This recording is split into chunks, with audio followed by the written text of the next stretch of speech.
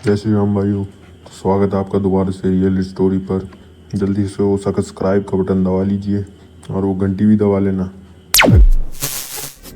मैं तो बस उसे उसके कॉफिन में देखना चाहती हूँ और ये बोलकर वो हंसने लगती है। मैरी ब्रायन के शरीर पर चढ़कर बताती है कि कैसे उसने उसका गला दबाया और उसके जेनिटल्स पे एम बनाया। इन्वेस्टिगेशन के 2 दिन बाद नॉर्मा के घर से फ़ोन आता है। तब वो वहाँ पर देखते हैं कि मार्टिन ज़मीन पर पड़ा है और उसके मुंह से झाग और खून निकल रहे हैं। और उसके पेरेंट्स कहते हैं कि नॉर्मा को ब्रायन की मौत के पहले ही पता था। मैरी फोरा बेल, इसका बर्थ 26 मई 1957 में हुआ था। मैरी के मॉम का नाम बेटी बेल था, जो कि एक प्रोस्टिट्यूट थी, जिसकी वजह से उसका ज़्यादातर टाइम ट्रैवलिंग में निकल जाता था और वो अपनी लड़की मैरी बेल को किसी के भी साथ अपने ही घर में अकेला छोड़ जाती थी। एक बार बेटी ने मैरी को एक अनजान आदमी के साथ अपने ही घर में अकेला छोड़ दिया था। मैरी से पहले बेटी का एक बेटा भी था, जिसके साथ वो सेम करती थी। उसे भी हमेशा अकेला छोड़ जाती थी। उसे अपने बच्चों की बिल्कुल परवाह नहीं थी। वो अपने काम के चक्कर में अपने बच्चों को बिल्कुल निगलेक्ट कर देती थी और काफ़ी नफरत करती थी अपने बच्चों से। मैरी के पैदा होने पर बेटी डॉक्टर से कहती है कि इसे मुझसे दूर ले जाओ। बेटी ट्रैवलिंग के दौरान एक आदमी से मिलती है, जो कि क्रिमिनल, रॉबर और शराबी था। बेटी को पहली नज़र में उससे प्यार हो जाता है और वो उससे शादी कर लेती है। बचपन में जब मैरी कभी खेलते खेलते गिर जाती थी या उसे चोट लग जाती थी, तो बेटी कभी उसका इलाज नहीं करती थी, ना ही कराती थी, ना ही उसे कभी दवाई देती थी।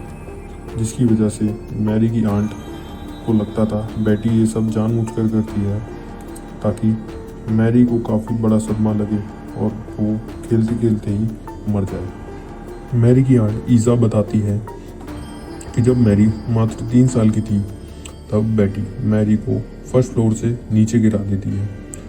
वो तो पता नहीं कैसे मैरी की जान बच जाती है, लेकिन उसको सर पर काफ़ी चोट आती है।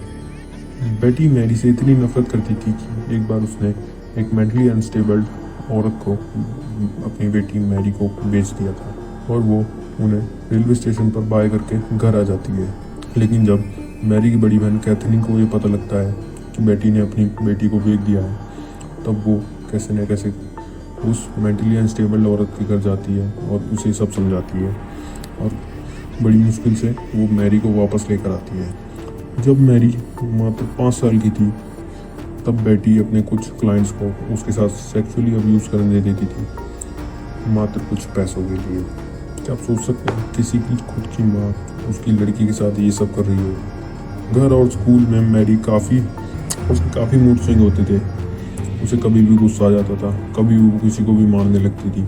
इसलिए स्कूल में भी उसका कोई दोस्त नहीं था, क्योंकि जब भी बच्चे कोई उससे बात करने आते थे, तब या तो उसकी उनसे लड़ाई हो जाती थी या वो उनका गला दबाने लगती थी। इसी वजह से ना घर के आसपास और ना ही स्कूल में मैरी का कोई दोस्त था। बस एक लड़की थी जो मैरी से बात करती थी, जिसका नाम था नॉर्मा बेल, और ये दोनों दोस्त थे। एक दिन 11 मई 1968 एक 3 साल का बच्चा खून से लथपथ रोड पे जा रहा था। कुछ लोगों ने जब उसको देखा, तब वो उसे हॉस्पिटल पहुंचाए। पुलिस के इन्वेस्टिगेट करने पर उस छोटे से बच्चे ने बताया कि उस दिन वो मैरी और नॉर्मा के साथ एक बिल्डिंग के टेरेस पर खेल रहा था।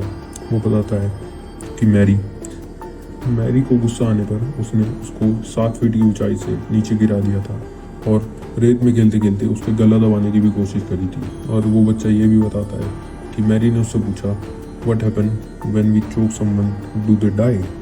ये सब सुन के जब पुलिस मैरी और नॉर्मा से इन्वेस्टिगेट करती है, तब मैरी और नॉर्मा साफ इनकार कर देती हैं कि वो उसे जानती ही नहीं है। उन्हें बस उस दिन वो बच्चा रोड पर मिला था जो खून से लथपथ था। उन्होंने पॉइंट कर कर बोला था कि तुम इस तरफ चले जाओ।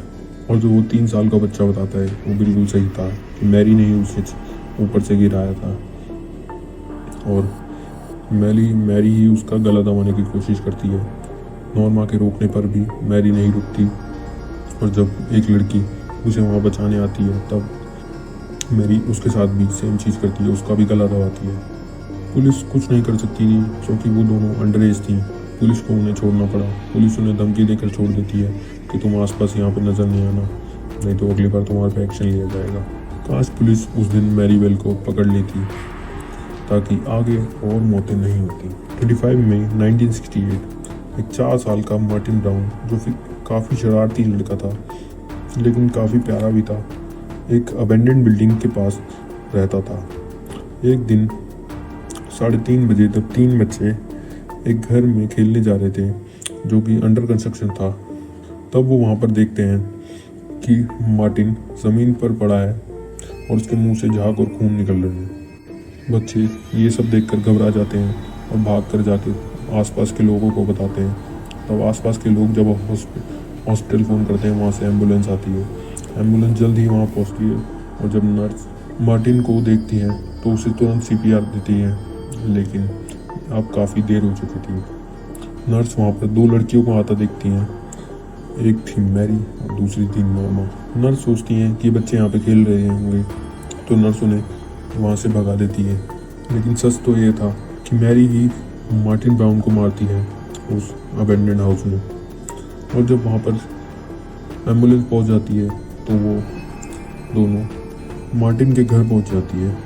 जाके घर की बेल बजाती है। मार्टिन की मम्मी बाहर निकलती हैं और बोलती हैं, हाँ बोलो तुम दोनों कौन हो।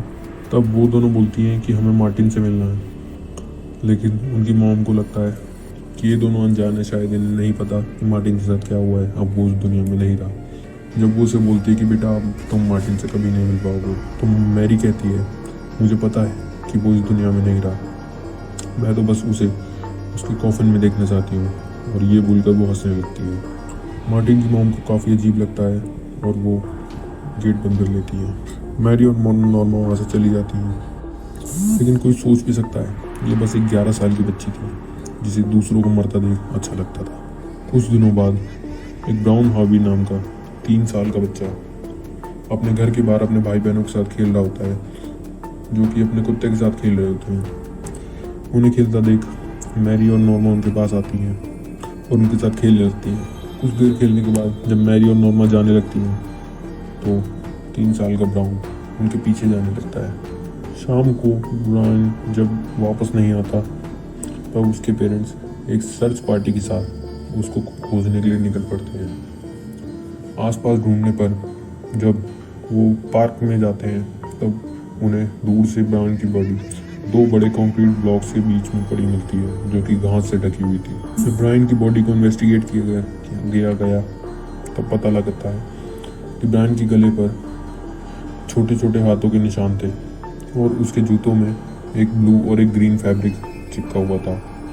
और जब ब्रायन की बॉडी को ढंग से इन्वेस्टिगेट किया जाता है तब पता लगता है कि ब्रायन के जेंटिकल्स पे किसी ने M लिख रखा है और उसके सर के बाल काफ़ी अलग तरीके से काटे गए थे और उसके बॉडी के पास एक टूटी हुई सीजर भी पड़ी हुई थी। इस इंसिडेंट के बाद नॉर्थम्बरलैंड में काफ़ी तेज़ी से इन्वेस्टिगेशन शुरू हो गई थी। अप्रॉक्स 1200 बच्चों से इन्वेस्टिगेट किया, जिनमें से 2 थी मैरी और नॉर्मा। मैरी और नॉर्मा से इन्वेस्टिगेट करने पर मैरी ही ज़्यादा जवाब दे रही थी, लेकिन नॉर्मा चुप बैठी थी। जब मैरी और नॉर्मा से इन्वेस्टिगेट किया गया और उनसे पूछा गया कि क्या तुम ब्राउन को जानती थी, तब वो दोनों मना कर देती हैं। लेकिन सारे बच्चे बोलते हैं कि उस दिन ये दोनों उसके साथ खेल रही थी। तब जब उनसे दोबारा पूछा जाता है तो उस दिन को लेकर उन दोनों की स्टोरी अलग अलग थी और फिर वो बाद में एडमिट कर लेती हैं कि हाँ वो उसको जानती थी और उसके साथ उस दिन खेल रही थी। मैरी से काफ़ी सवाल पूछने पर जब मैरी एक सीजर का जिक्र करती है तब पुलिस ऑफिसर को उस पर डाउट होता है कि शायद इसने ही ब्रायन का कत्ल किया हो। इन्वेस्टिगेशन के 2 दिन बाद नॉर्मा के घर से फ़ोन आता है और उसके पेरेंट्स कहते हैं कि नॉर्मा को ब्रायन की मौत के पहले ही पता था और वो ये सब घर पर बताना चाहती थी। पुलिस ऑफिसर नॉर्मा के घर पहुंचते हैं और नॉर्मा को काफ़ी डांटते हैं। फिर नॉर्मा बताती है कि ये सब मैरी ने किया है, लेकिन उसने कुछ नहीं किया और मैरी उससे ये सब ज़बरदस्ती कराती थी। नॉर्मा पुलिस ऑफिसर के सामने सब कुछ एडमिट कर देती है। जब पुलिस ऑफिसर मैरी के घर पहुंचते हैं और मैरी को ये सब बताते हैं कि नॉर्मा ने सब कुछ बता दिया है, अब तुम भी सब कुछ बता दो, तब मैरी इस समय भी मना करती है कि उसे कुछ नहीं पता और उसने ये सब कुछ नहीं किया। लेकिन जब मैरी को लगता है कि वो बच नहीं सकती तो वो ऑफिसर के सामने सब कुछ एडमिट कर देती है कि उसने ही ब्रायन और बाकी बच्चों को मारा था। नॉर्मा बताती है कि ब्रायन को मारने के बाद मैरी उसको उसके घर से बुलाती है और बोलती है चलो मैं तुम्हें कहीं लेके चलती हूँ। और जब मैरी और नॉर्मा वहाँ पहुँचती है तब मैरी दिखाती है कि वहाँ पर ब्रायन मरा हुआ पड़ा था। मैरी ब्रायन के शरीर पर चढ़कर बताती है कि कैसे उसने उसका गला दबाया और उसके जेनिटिकल्स पे एम बनाया। जब ये केस कोर्ट तक पहुँचता है तब नॉर्मा को निर्दोषी पाकर उसको कोई सज़ा नहीं सुनाई जाती, लेकिन मैरी को सज़ा सुनाई जाती है। जब नॉर्मा को पता लगता है कि उसे कोई सज़ा नहीं होने वाली तब नॉर्मा खुशी से उछल पड़ती है और मैरी पीछे रोने लगती है। और वो ब्लू और ग्रीन फैब्रिक भी नॉर्मा और मैरी के ही कपड़ों के थे। जिस जगह ब्रायन को दफनाया जा रहा था उस जगह कर गेट पर मैरी खड़ी होती है और ऑफिसर जब मैरी को देखते हैं तो मैरी ब्रायन के कॉफिन को देखकर मुस्कुरा रही होती है और अपने हाथ मिल रही होती है। तब ऑफिसर बोलते हैं कि शुक्र है मैंने इसे पकड़ लिया, नहीं तो और भी कोई मारा जाता। और जब ऑफिसर मैरी से पूछते हैं कि तुमने ये सब क्यों किया तो मैरी बोलती है उसे ये सब करके काफ़ी अच्छा लगता था और काफ़ी रिलीफ मिलता था।